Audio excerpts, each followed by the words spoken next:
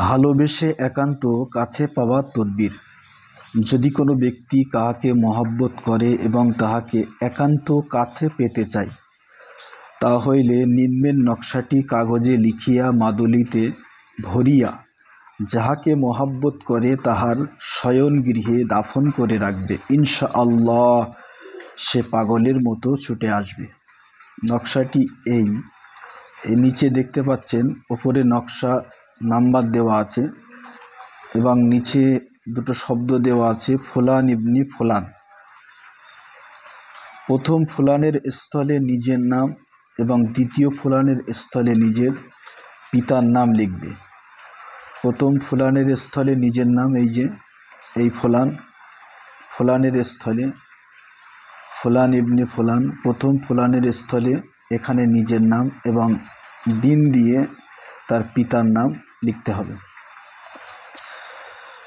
ভালোবেসে একান্ত কাছে পাওয়ার তদবির। যদি কোনো ব্যক্তি কাহাকেও মহব্বত করে, তাহাকে একান্ত কাছে পেতে চায়, তাহলে নিচের এই নকশাটি কাগজে লিখে মাদলিতে ভরে যাহাকে মহব্বত করে তাহার শয়নগৃহে মানে শোয়ার ঘরে দাফন করে শোয়ার ঘরে পুঁতে রাখবে।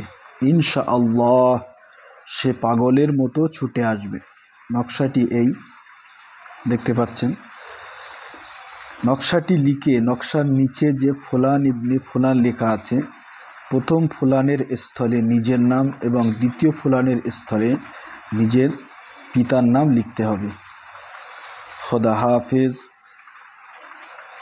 আসসালামু আলাইকুম ওয়া রাহমাতুল্লাহি তাআলা ওয়া বারাকাতুহু।